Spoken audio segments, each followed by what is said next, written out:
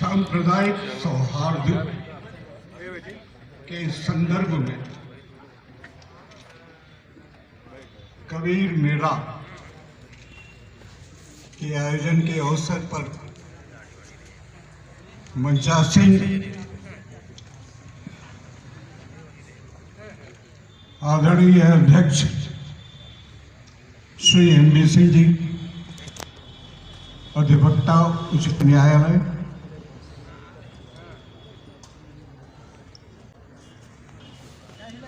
परमादरणीय retired justice Shri Virendra Singh ji,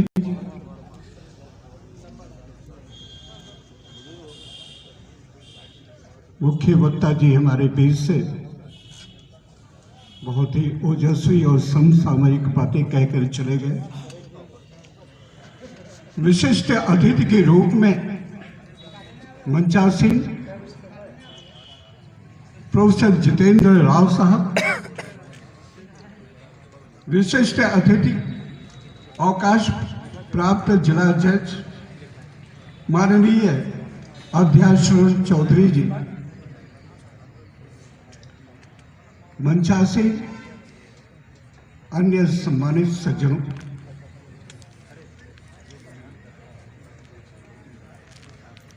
जागरूक श्रोताओं के रूप में उपस्थित नौजवान बंधु,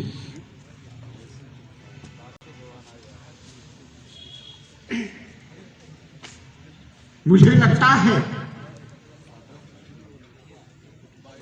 हमारे आदरणीय मुख्य वक्ता और अभिवक्ता बुद्धि प्रकाश जी के संबोधन के बाद आज के मेले के संदर्भ में कोई भी विषय, कोई भी बात बाकी नहीं रह जाती। बहुत सारी बातें समसामयिक, आक्रामक और प्रभावी ढंग से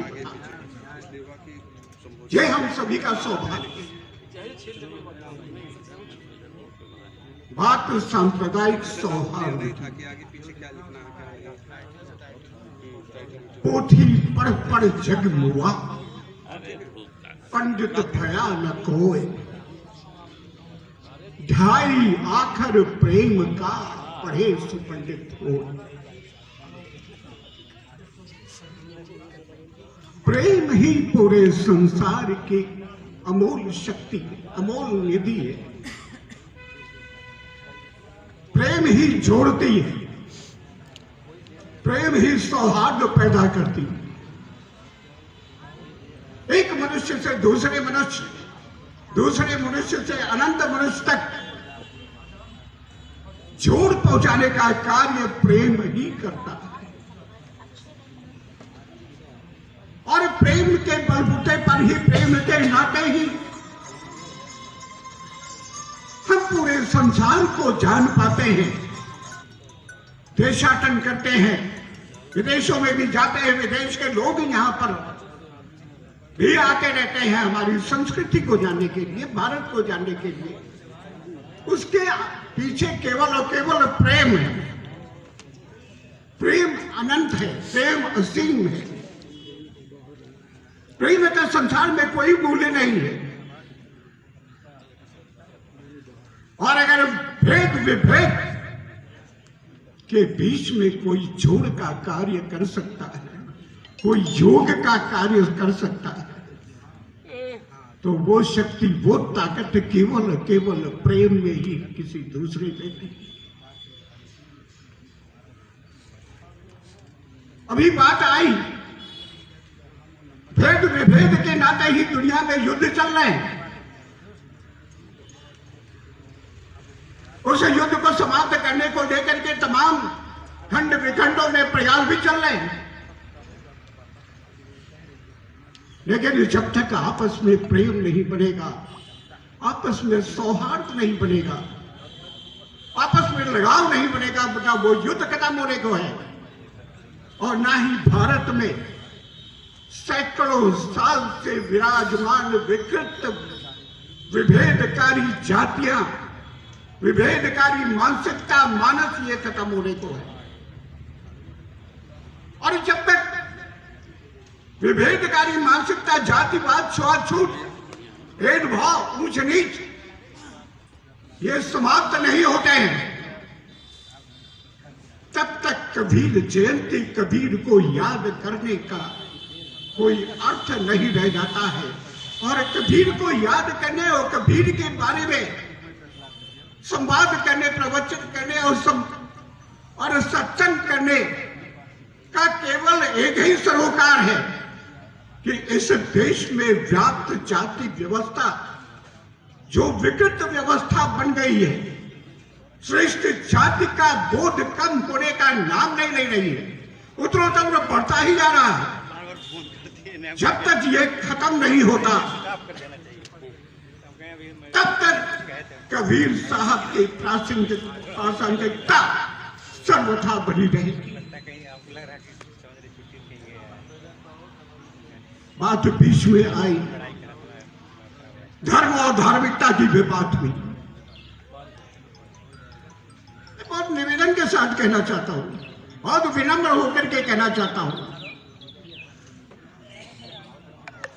तमाम लोगों से यह प्रश्न कर लिया जाए कि धर्म क्या है, तो लोग अगल बगल देखने लगते हैं, धर्म ही नहीं जानते। और धर्म के नाम पर ही प्रेम है, धर्म के नाम पर ही विभेद है, धर्म के नाम पर ही जोड़ है, और धर्म के नाम पर ही युद्ध होता है। लेकिन धर्म है क्या? धर्म जीवन को जीने की एक कला, जीवन को जीने का एक विज्ञान, जीवन को जीने के लिए एक खोजबीन, सत्य ही धर्म है। मानव मात्र के कल्याण के लिए किया गया कार्य ही धर्म है। सत्य और असत्य का भेद कर औचित्य को धारण करना ही धर्म है। पूजा, पाठ, स्तुति, कर्मकांड, मंदिर, मस्जिद, गिरजाघर, गुरुद्वारा, ये धार्मिक प्रसंग है, धार्मिकता है।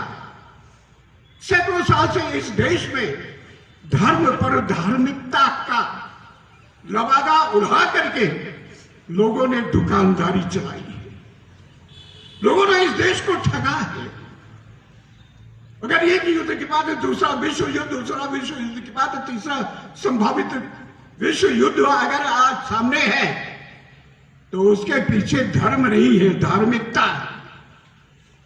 धर्म को लोगों ने जाना ही नहीं, और धर्म के इस वैज्ञानिक समसामयिक व्यवहारिक परिभाषा को लोगों ने बताया ही नहीं।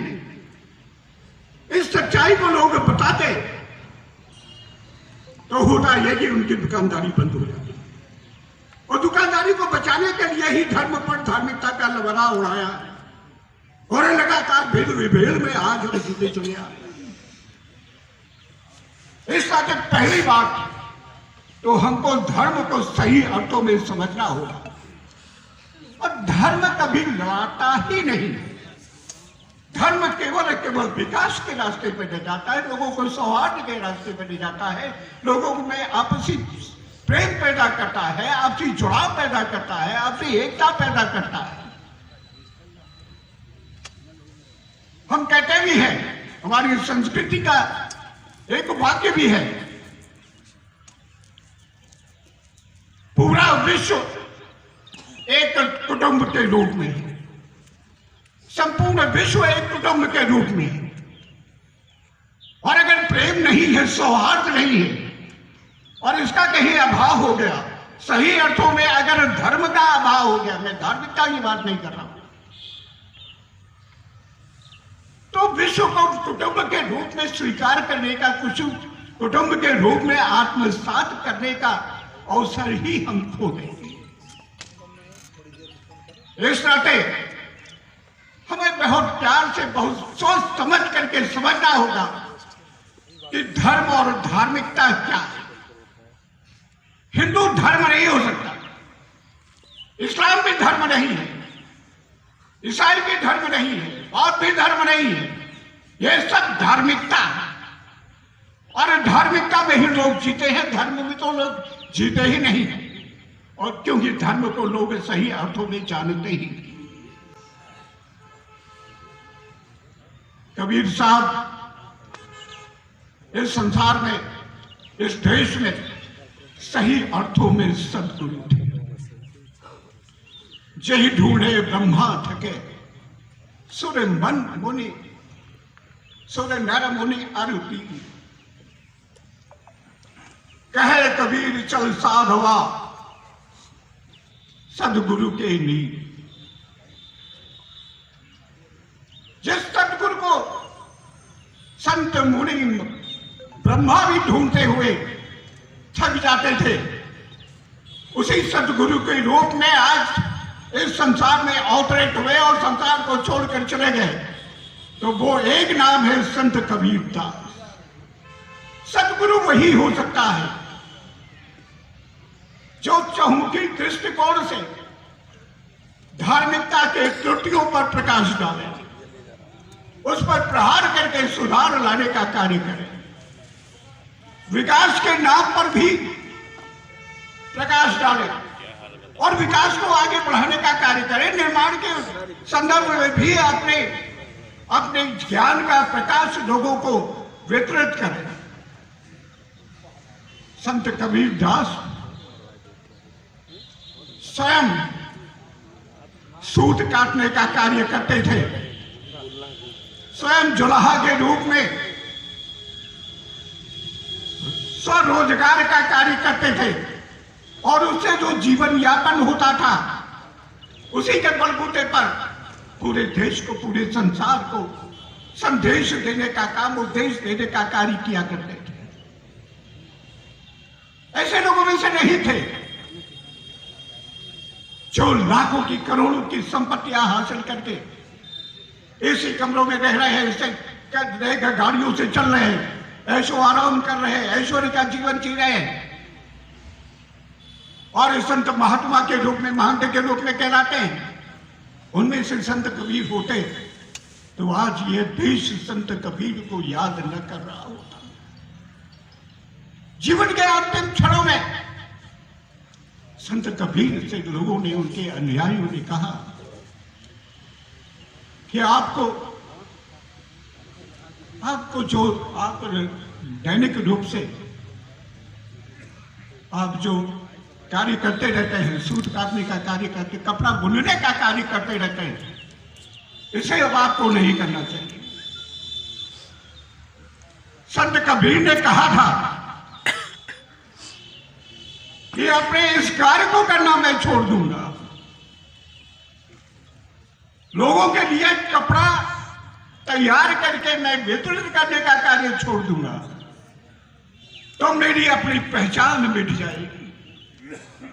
और आज के युग में तो लोगों की पहचान इस बात को लेकर के बन गई है कि अधिक से अधिक धनोपार्जन किया जाए, अधिक से अधिक संपत्ति इकट्ठा की जाए और अधिक से अधिक ऐश्वर्य प्राप्त किया जाए। इससे भी संतोष नहीं होता तो एमपी एमएलए मिनिस्टर के रूप में लोग स्थापित होना चाहते हैं। और अगर एमपी एमएलए मिनिस्टर के रूप में अगर आप स्थापित होना चाहते हो तो काहे का संत, काहे का महात्मा, काहे का मौलाना, फिर आप इन बातों को क्यों अपने नाम पर लिए ढूंढते रहते हैं। संत कबीर की वाणी, संत कबीर की बातें, संत कबीर का संदेश आज की तारीख में पूर्णतया समसामयिक है और इस सांप्रदायिक सौहार्द, सांप्रदायिकता को मिटा करके कोई स्थापित कर सकता है तो संत कबीर के विचार ही स्थापित कर सकते हैं।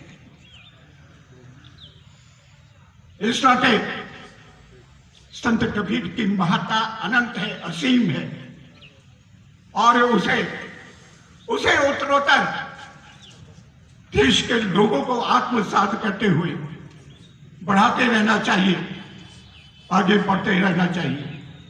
मैं इन्हीं शब्दों के साथ संत कबीर के चरणों में अपना शीश नमन करते हुए अपनी वाणी पर विराम देता हूँ। जय भारत, जय भारती।